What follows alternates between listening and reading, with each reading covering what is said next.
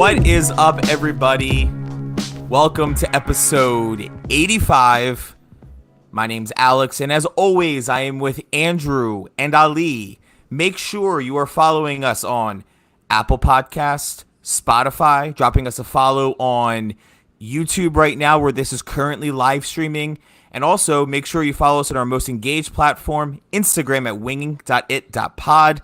I'm so excited to introduce one of our first guests that actually ever joined us on this show. Everybody give it up for Boy Pierce. Thank you. Listen to that round of applause. I feel like it's a 90s sitcom. I love that. We're working on a new platform. The timing was absolutely impeccable there, but we're working to do it. But Boy Pierce, we were talking in the green room before this, and I think you were actually the first guest on the Winging It podcast. Your life has massively changed since you've been on this podcast for good or maybe even for better. How have you been, man? I've been great. Thanks for having me on. It's good to see Alex and Andrew again. Ali, nice to meet you. I think you definitely weren't on the first one. I know you're a recent addition, so great to meet you and great to connect with you. I've been good. Been recovering from the Friday night game. Feels like it was so long ago. So doing well. I'm so excited to talk to you guys today. Yeah, man. Well, I know that you got some big things that you've been dropping on social media. We definitely want to get an update. But we were talking before this, and you have a career update. You are no longer working a boring ad agency job. You're doing something a little bit more. It's Boy Pierce style. Why don't you tell us a little bit about it? Yeah, thanks for asking, Alex. I appreciate it. So yeah, I have been working for the past year as a so one of my gigs. I have a lot of gigs right now. Main one is a performer for a New York tourism company. The company is called The Ride. It's almost like a New York City bus tour meets Broadway show. So yes, you get fun facts about New York City and what are the boroughs? How many postcodes are there? You also get these surprise performers everything from a breakdancer, a singer, to an improv rapper. So I am the improv rapper on staff. I perform about people coming to New York City, whether it's their anniversary, they're taking their kid there for the first time, whatever it is. I do that. So I went from an ad agency career, which I did for over 10 years. I literally worked on Madison Avenue and did this whole performance gig on the side. Shows, all my stuff with the Eagles, performances on Philly TV stations, all that. And a year ago, just decided to go all in. I also do freelance videography, video editing. So I juggle a lot of different things, and yeah, so a lot has changed since that first interview.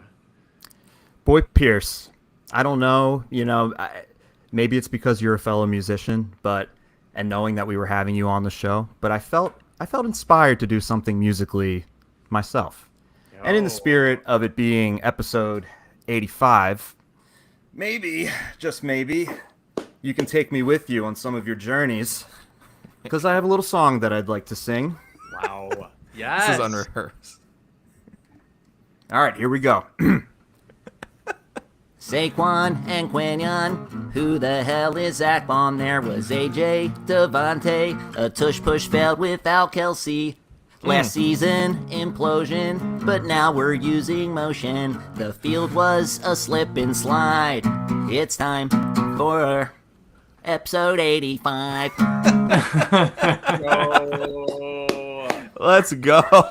Let's go, boys. Well, That's pretty awesome. You guys told me we're live streaming today, so if you see the viewer count start to shoot right up, we know exactly why.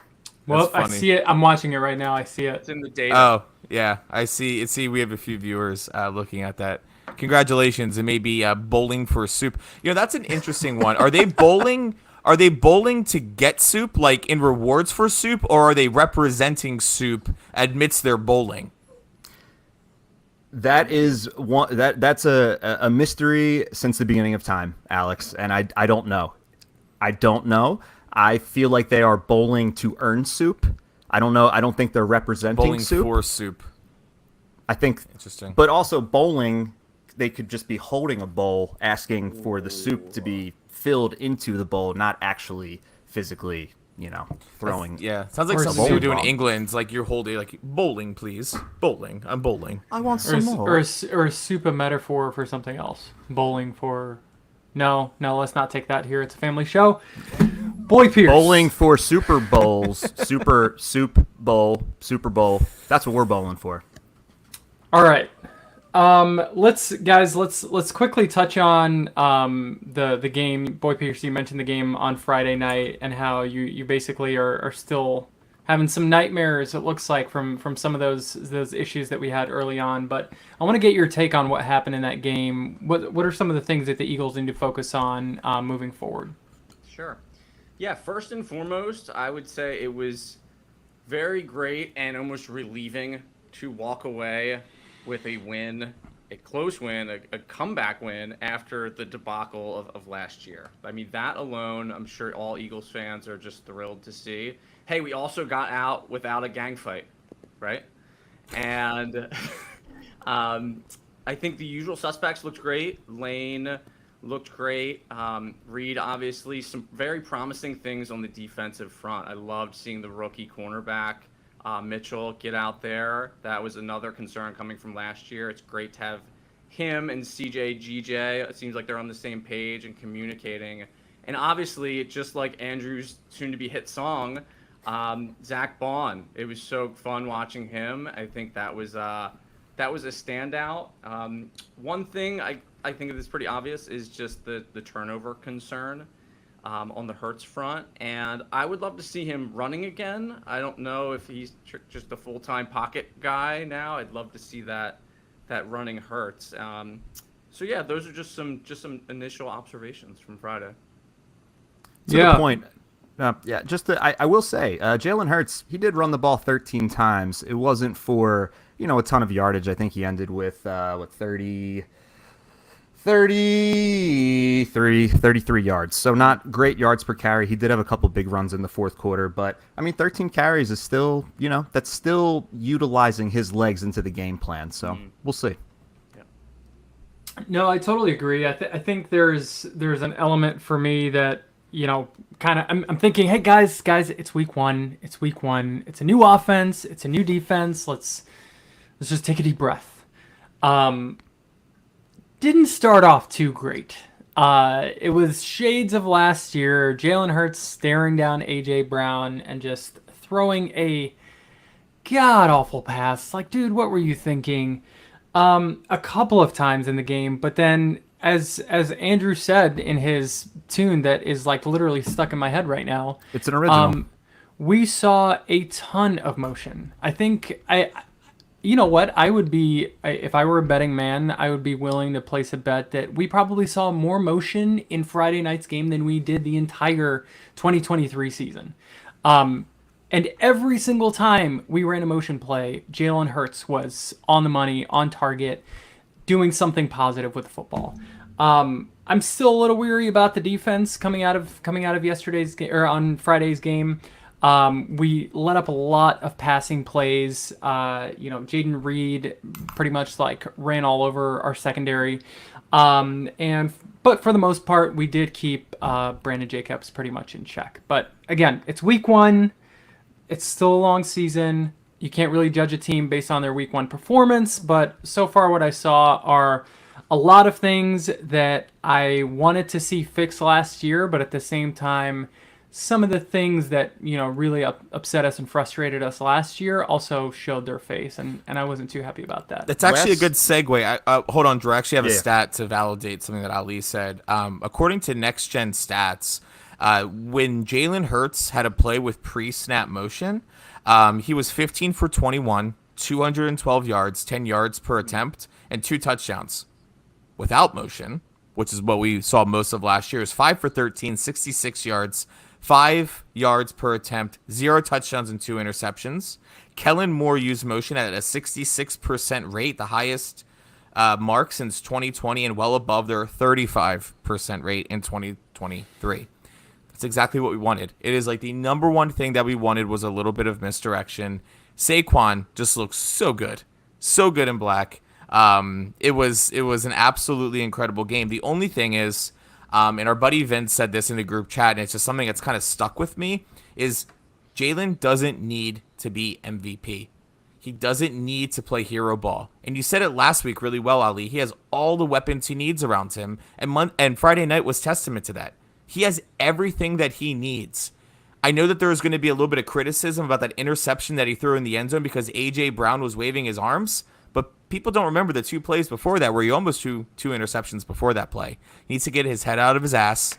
He needs to not be an MVP. He needs to trust his reads and trust his Kellen Moore offense that he has a ton of motion in. It's creating guys getting open, and it was really exciting to see. I think, what was it, 30? How many points did he score? 31? 39? What was it? 34. We finished 34, with 34. whatever, something like that. 34 points in a week 1 game is insane. And we had a lot of people commenting on our Instagram page telling me scores in the 30s. I'm like, it's week 1. Y'all are nuts. And to put up that many is ridiculous. Well, that's 34 points in 3 quarters because we put up a big goose egg in the first quarter. And I think on top of that, only holding the Packers to 6 points in that first quarter was huge. Honestly, probably made the difference in the game. I felt like the final drive of the game for the Eagles where we had, this was like 2 years ago. It's what it reminded me of, where we had these really long 15, 16 play drives where we just absolutely ate up the clock. That's exactly what we did at the end of this game. Fortunately, we were able to get a field goal at the end. I did feel like there were a couple ticky-tack calls. We got very lucky where we were able to get a first down, because of like a kind of a questionable call against the defense. But at the same time, I'm not going to say that, we were given that game by any means because the Packers had every opportunity and they settled for 3 instead of 7 at the beginning of the game. And that really came back to bite them. I'm really happy to your point, Alex. Well, first of all, that you brought up the percentages of pre-snap motion because going from 35% last year to now 66% in the first game is a great sign of things to come. And, I don't remember what I was going to say after that because I was kind of just like, I felt like I was on a roll and then I just drew a blank. But, yeah, I don't know. Just somebody else can talk. You're still thinking about that song, man. I know. I'm just thinking of new lyrics in my mind. That's the problem. I'm trying to multitask here. Right. I mean, it's a good point. Another thing like that I wanted to highlight on Friday night's game, which was pretty much a replication of Thursday night's game, which is just like the amount of flags and penalties that were thrown for like just some egregious stuff. Obviously, the illegal formation penalties that are continuing to make their rounds. Obviously, NFL teams are going to adjust to this new emphasis on the rule, but if the NFL's focus is to get more eyeballs and make the game more fun, this is not the way to do it, guys. Like, you're making the game slower. You're making it not fun. And to be honest, like, if the NFL wants teams to score more points, why wouldn't you give the offensive tackles a foot or two to be able to protect the quarterback a little bit better? I think the bigger thing is that we're playing on soccer fields and they're not American football fields, and it's causing people to slip and do a lot more. Think if a penalty is there, it should be called. I mean, it sucks, but is that really on the refs or is that on the teams not being so disciplined? No. Well, I mean, even if you could like the holding penalty that was on the Packers that was questionable, the roughing the passer penalty where I think it was Zach Bond just like forearmed Jordan Love as he was in the process of throwing the ball. Like, I don't understand what rules are anymore in the NFL just because it's been so inconsistent every single game and every single week. Yeah, no, I totally agree with you on that.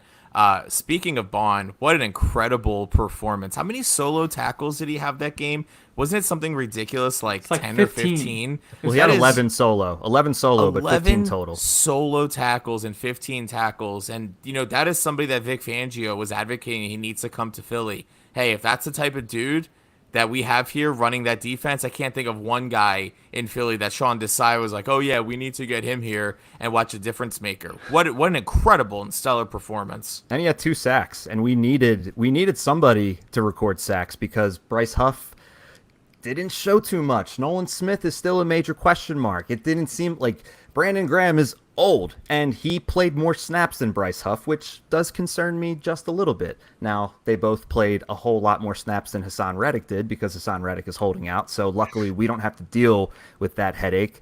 But we're going to really need, Josh Sweat, Joshua Perspiration. We're going to need these guys to step up because that was our biggest weakness last year. So, hey, Zach Bond stepping up. I mean, he was the backbone of this defense, and nobody saw it coming.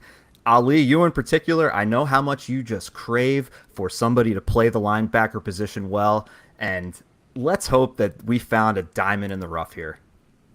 I hope so, guys. I mean, don't forget we still have Devin White in the bullpen, right? Like, what's going to happen when he's back? I'm excited for this season, boys. I'm excited. We've got all the right pieces. Let's just hope that we can execute. Boy, Pierce, what do you think about the defensive performance? Man, I think that was another just refreshing thing. To Andrew's point, holding them to 6 points, we could have lost that game in the first quarter if it wasn't for those 2 stops. I loved the Mitchell, not only the coverage, I forget which receiver it was, but he was also like chirping pretty hard. I was watching at a Philly sports bar in New York City. They do exist here. There's like 4 options for them. Beautiful. People were just losing their minds. You couldn't even move in there. My hearing is still recovering from that night. So I loved seeing that. It was good seeing Gardner Johnson back. And I didn't even know about Zach Bond, honestly. Yeah. I didn't know anything about this guy. And I'm watching all this footage of him today. And I watched like analysis and arrows pointing to him on every play. So we welcome this dude with open arms. Man. Guys, Nakobe Dean, the guy who was basically absent all season last year, showed up in such an incredible way. Like, I did not think he had that in him.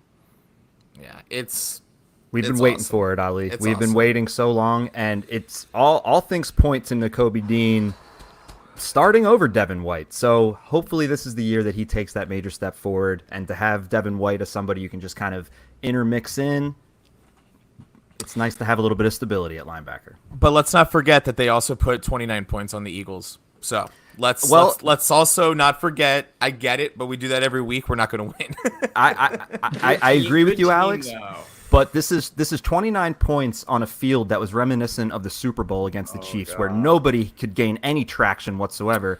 And the Packers are like a top 5 offense. So like I am willing to give the Eagles the B of the D this week. The B of the D.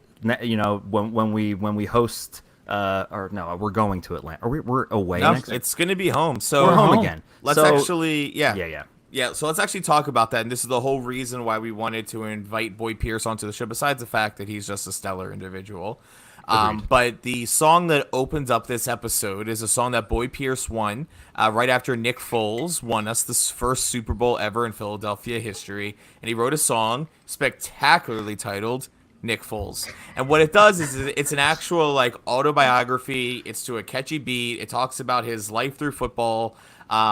And how we stepped back into Philadelphia and took us all the way. It's a really, really, really good song. And you had a little bit of a viral sensation, especially up in the Philadelphia area. I remember, seeing you on like a morning show and you got a lot of buzz. How many views is that totally amassed at this point? I mean, across platforms, it reached over 1 million Yeah. when you consider Facebook. And this was when things were like popping off with Facebook's video player. I don't know if they were trying to compete with YouTube at that point back in like 2018, 2019. That thing just blew up. And oddly enough, it was on the second Super Bowl run. It did well when it came out. I dropped it on the first game of the following season, of the 18-19 season. And when that second run started happening, the double doink and matching up against the Saints, all of that, that's when its second wave. And the second wave like really popped off because it was just timing is everything. And people had momentum. And yeah, that's when it really took off. Yeah. Here's a quick little trivia for Boy Pierce and Alex here. Do you remember who Boy Pierce had created a little song about the last time that we had him on? I remember it. I mean, this was was it Deshaun? It was a player that we had for a brief period of time. He now plays on a different team, and he's got a great name for the position that he plays. Dicker the man. kicker. Dicker the kicker. Oh, dude. Cameron Dicker. How do we know your discography better than you, Boy Pierce? But Yeah, seriously. I can't keep track of the amount of Eagles songs. the whole reason that we're revisiting this, and as many as you know, Nick Foles is going to be retiring at Lincoln Financial Field on Monday. So Boy Pierce has been putting the calls out, calling on social media, making reels, saying, Jeffrey Lurie, Eagles organization, put me front and center, and let's play this for the fans. By the fans, for the fans, let's play Nick Foles at Lincoln Financial Field. And I know you have some media connections, Boy Pierce, and we don't know any updates. So tell us, how has that campaign gone? Are we going to hear you on Monday? Is it TBD? And do we need to help you get the word out? First of all, yes, everyone listening to Wing It, please, whoever you are, even if you have a social media account, that's enough to tag the Eagles. I have countless, maybe people are sick of them by this point. I have countless of these just DIY selfie videos in this very bedroom in my apartment where I'm just I'm looking for a miracle. I am throwing it out there to whoever and saying, hey, Eagles fans, trying to tell them a story. Like, I was born and raised in Wilmington, Delaware, just south of Philly, and I lived in Philly for 5 years after I graduated college, and just had some of the best memories of my life there, some of the best shows I've had in my life there. Phillies games, Eagles games, just, I like the way you put it. It's like for us, by us, a little FUBU action. And so here's a funny story. So I was like, I'm just gonna call the front office of the Eagles. So I called the front office of the Eagles. Where you just pull out the yellow pages, you just look up Eagles front office. You're like, I'm gonna call the number. The number. I just Googled it. You could do it right now.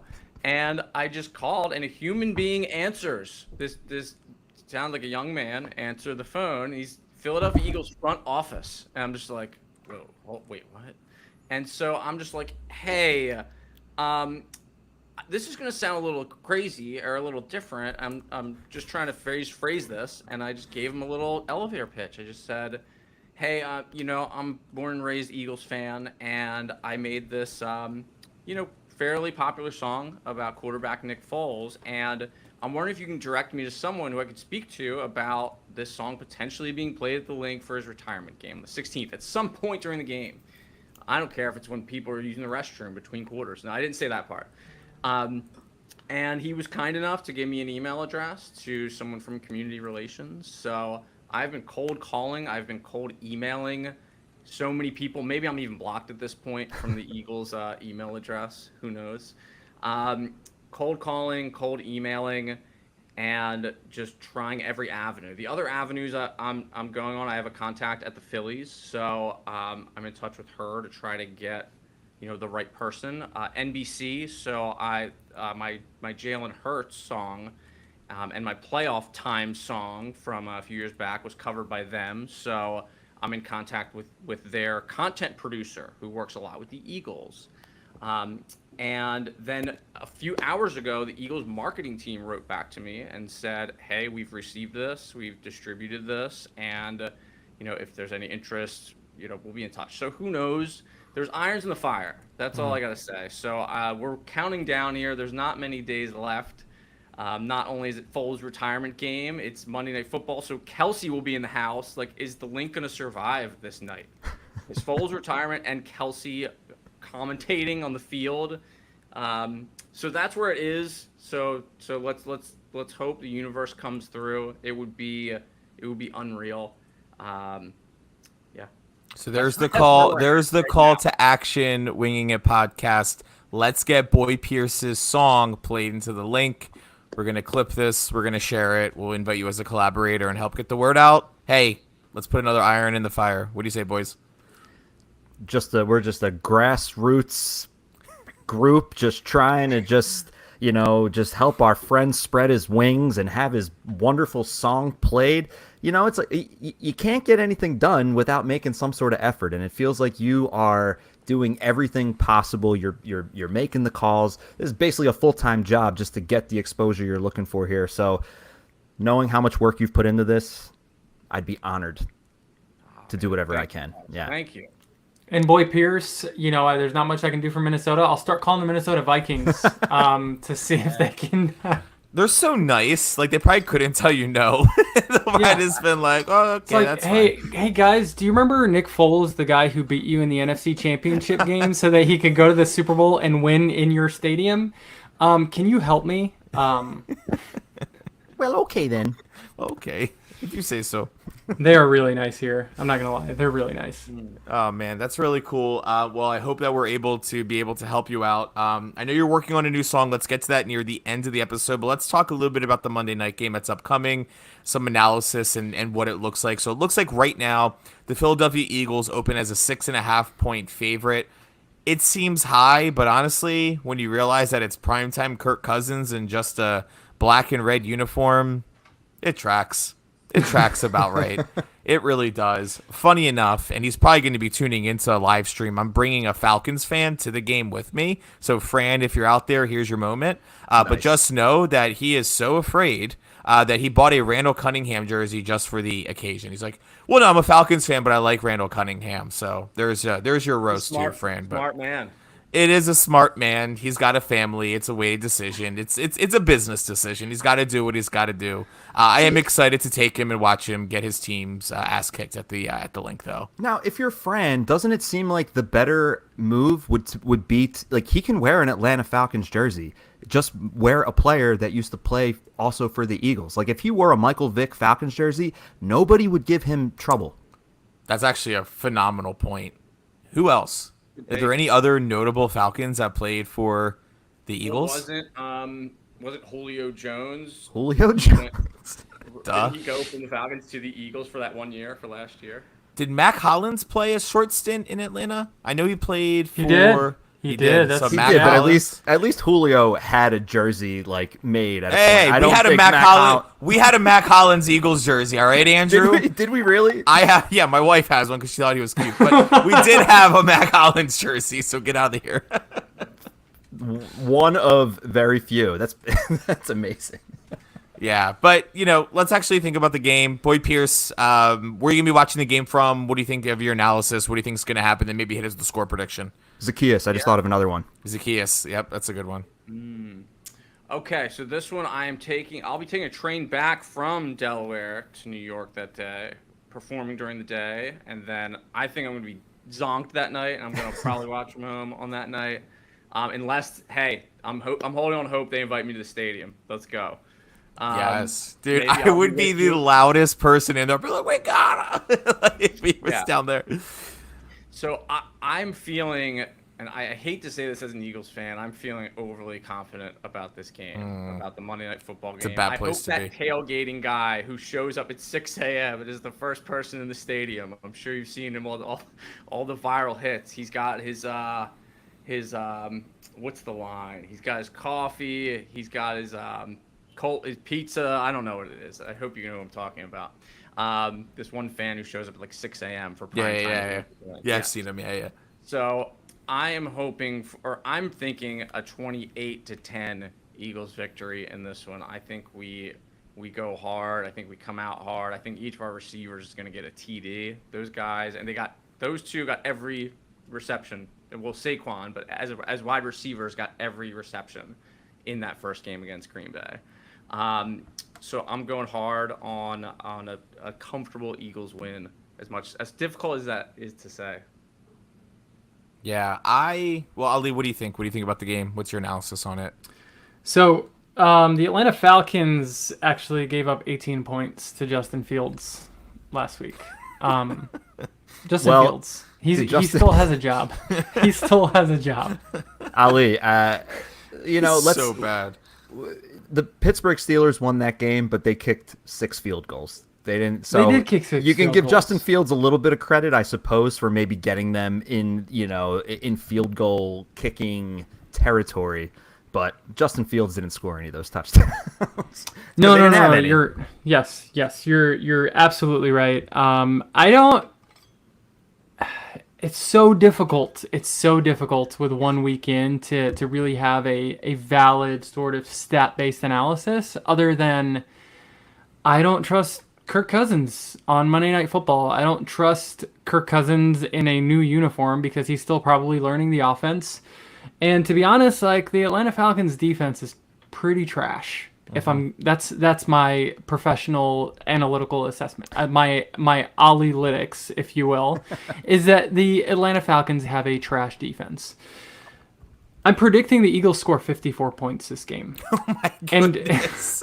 54 Yo. points. And I'm also predicting that the first team starters are going to be out probably sometime in the middle of the third quarter. Yeah. I think this is going to be one of those games where we look back on and just laugh. Like, if whatever happens this season, I'm just going to pull up a replay of this game, and it's going to bring me joy.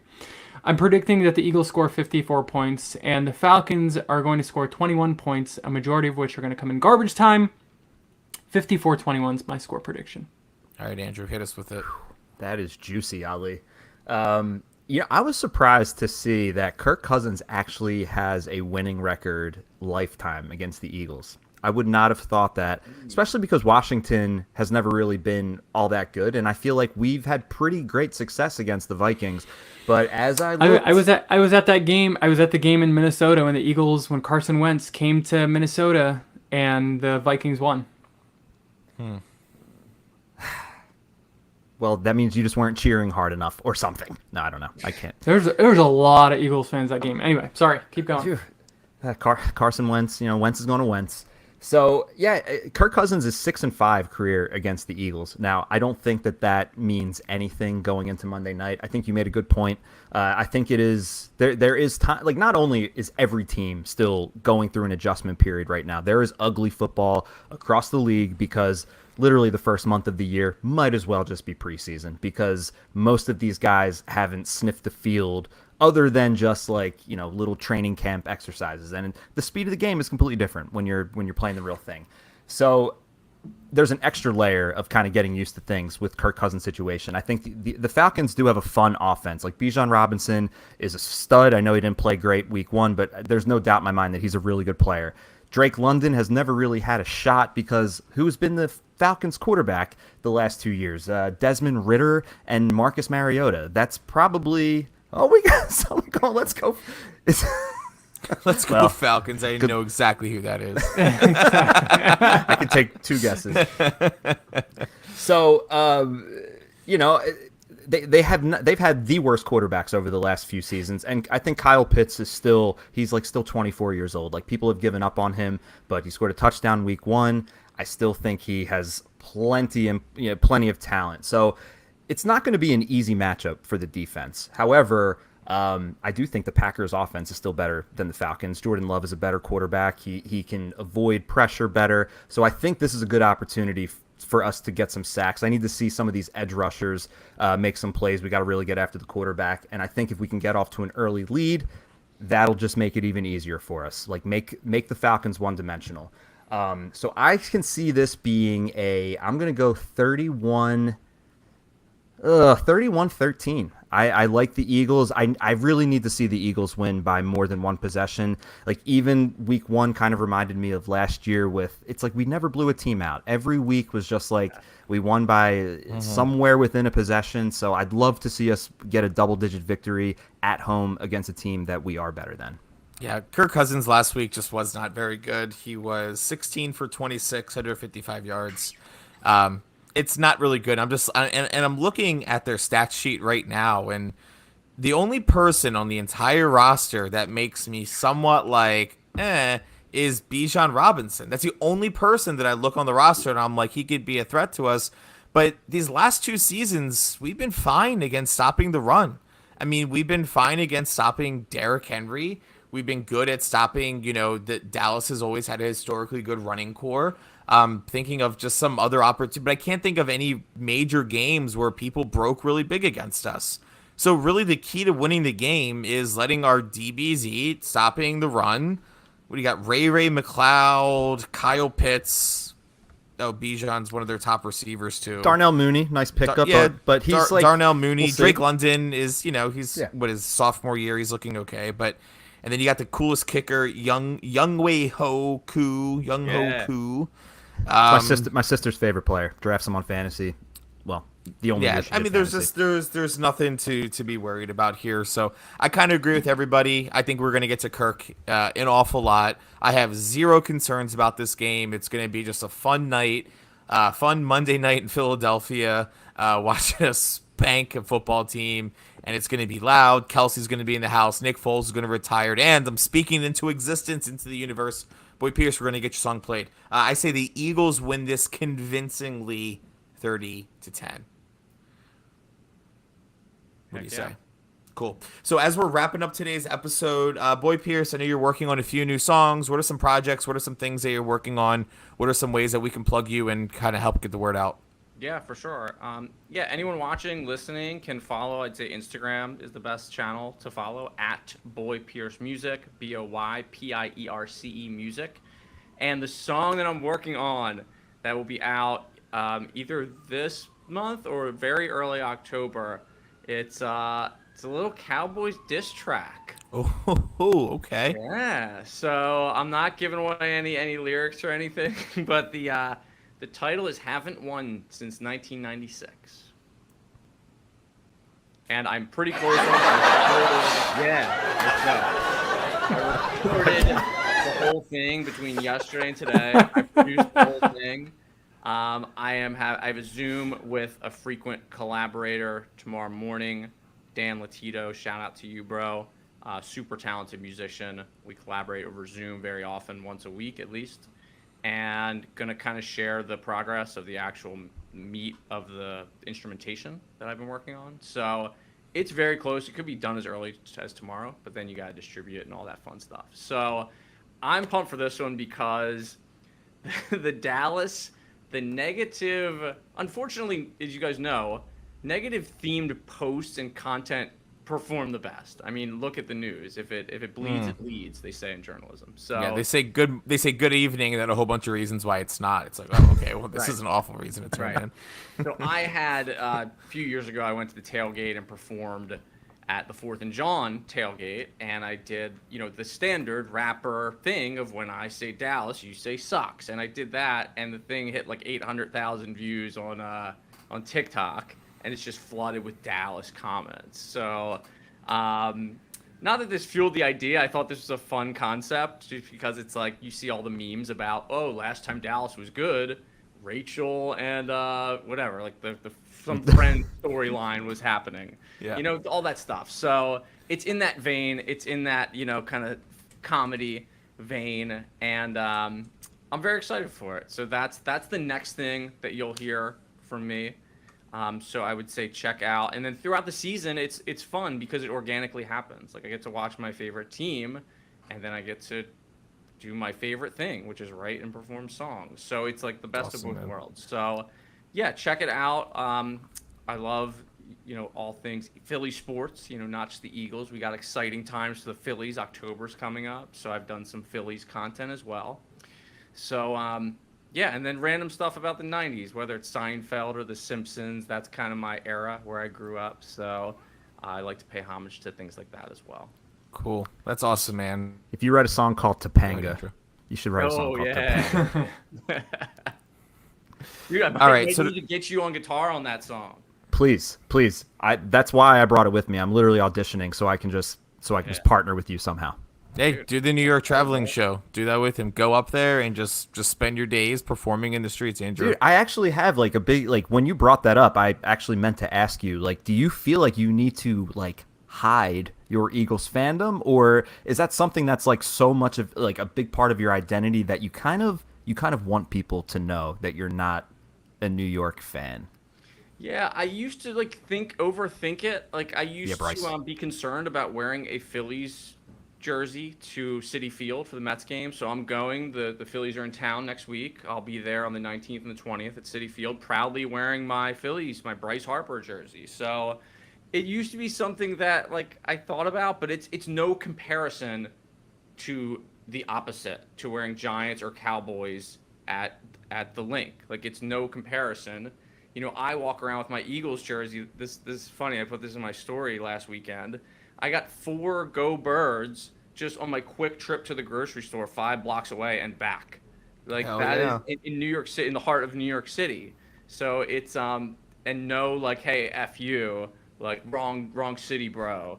Like you would hear that stuff in Philly, but I think it's because it's like it's such an international city. Like, not everyone's necessarily into sports here. You know, there's theater people. There's people with every interest from every culture. So For sure. So Implants from everywhere. I proudly wear it, man. I proudly Transplants, wear not implants. Transplants. Okay, so to wrap up our show, we always ended up with our swinging it picks. Last week, if you would have taken us up on our swinging it pick, you actually could have doubled the spread, and you still would have lost. It was a god awful pick. We picked the Commanders to beat the Bucks, and Baker Mayfield had a day. He put up 37 points. He had a 146.4 rating and almost threw for 300 yards. Really, really, really bad pick by us here. You know what's so funny? So we're going to double down this week. Double. We're going to do the Martingale method. You're going to double your bet this week to be able to follow us. What was that, Andrew? I did not realize, none of us realized how bad the Commander secondary is. Like, they might have the worst pass defense to the point where Daniel Jones has a sliver of hope this weekend of actually having like a somewhat decent performance. Like, I'm actually kind of curious, because if Daniel Jones can't get it done this weekend against the Commanders, then that's how you know he's completely cooked. But boy, did Baker make us pay for that. Yeah. Well, our Thursday night window opens up with Buffalo at Miami. That's going to be a good game. I feel like Thursday night games aren't going to be those snooze fest games anymore where we're watching Jets and Browns play each other. I mean, dude, the primetime games have been incredible. Even like the Jets and 49ers games, everything has been wonderful. There's a lot of good games. Boy Pierce, I know we didn't prepare you for the segment or anything here. I don't know if you have a schedule in front of you, if there's any upset games that are looking interesting, but what are we thinking, gents? I mean, I'll start. The game that caught my eye that the line is just a little confusing for me.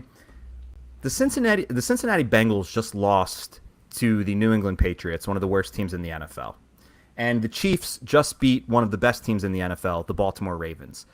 The Bengals are going to Arrowhead, and it's only a 5.5 point line. I'm really confused about that. I feel like Joe Burrow has a pretty good history against the Chiefs. I don't know.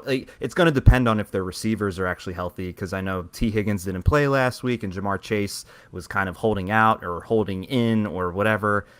I don't know if I have the balls to actually follow through and take the Bengals, but I'm just putting it on the radar. Like, 5.5 is there's something telling about that, and I'm very confused by it. Yeah, I'm looking actually at the 49ers going to Minnesota. Thank you. And Minnesota's a 6.5 point underdog. And you know what? I just think that they could maybe get it done. They have a really good wide receiver core. Sam Darnold actually looked like a fairly competent quarterback. And I think the 6.5 is a lot. So I may not love to bet out money line. I think for the sake of the segment, we should. But I would take the Vikings at plus 6.5 here all day. I think I'm with you, Alex. I think I'm looking at that game out of all the games I was looking at. The Vikings, granted it was against Daniel Jones and no Saquon. Where was Saquon? Oh, yeah. Oh, yeah. Yeah. Can you guys imagine not paying that guy and being the team that doesn't pay Bunch him? of bums. To our point, if you're a Giants fan and Bunch you don't of want to get bums. hurt, just wear a Saquon Giants jersey to an Eagles game and you'll be fine. Oh my God! So wait, hold on. Okay, so Minnesota, they played the joke of a team that is the New York Giants last week. What was the actual final to that game? Did they smoke them? They smoked them, right? Yeah. They did. Find this damn game anywhere. Yeah, 28-6. 28-6. Okay, that's pretty telling. So I like that. The only other game that I'm gonna maybe bring up here is Bryce. Joe Burrow's wrist was defeated by a bottle of Gatorade. how do we feel about another really crappy team? Burrow is a 2-year wonder, potentially. Potentially, not a bad take. Not a bad take. It's Burrow, not Borrow, so I know. I'll take advice from someone who knows how to spell the guy's name. Yeah. The Carolina Panthers are hosting the Chargers. The Chargers are a historically choking team. The Panthers suck. Make no mistake about it. But they're at home. They're a 6-point underdog against the Chargers. I don't think the Chargers are good. So it's just a matter of like, can the Panthers get lucky enough? So I guess at this point we're looking at we're looking at two home underdogs here, either the Panthers hosting the Chargers or the Vikings hosting the 49ers. Boy Pierce, what do you think? Does anyone know the line for the Jets Titans game? I think it is 3.5 in favor of the Jets. So the Titans are a 3.5 point underdog. Wait. Oh yeah, you're right. I would confidently take the Jets on that one. Well, Jets are they're favorite. Yeah, they're the favorite. Yeah. So what we're trying to do is pick an upset for the week. Okay. Yeah, I don't. But that is a good pick. Like, and 3.5, I feel like is really generous. I feel like they'll beat him by way more. So I think it's a good pick regardless. Yeah. I don't know if I don't even have the lines in front of me. So Yeah, you're fine. I think we go 49ers, Vikings. We also need to come to these a little bit better prepared, I think, for next week's episode. But I think that's the line. What do you say, Drew? You on board with that? I'm on board with that. It's still preseason for us too, so we're still working out the kinks here. All right, Boy Pierce, we have a small tradition here. Our guest sends us home and closes us out. So this has been episode 85. Feel free to end it any way you want. Oh man, yeah. Thank you guys so much, Alex, Andrew, Ali. You guys are awesome. Three gentlemen. I appreciate you having me on. It's an honor to be your first guest. I was your first guest back in the day. And just to see you grow and to see just giving you congratulations. I saw Deshaun shared you in his story, which is huge. Jason Avant guest, E-Rock guest. Keep going, keep emailing, keep reaching out to people, keep asking the questions, and you're just gonna keep being successful. So congrats to you guys and everybody watching. Thank you so much for watching Wingin' It podcast, and let's go Birds on Monday Night Football. Go Birds, baby. Go Birds.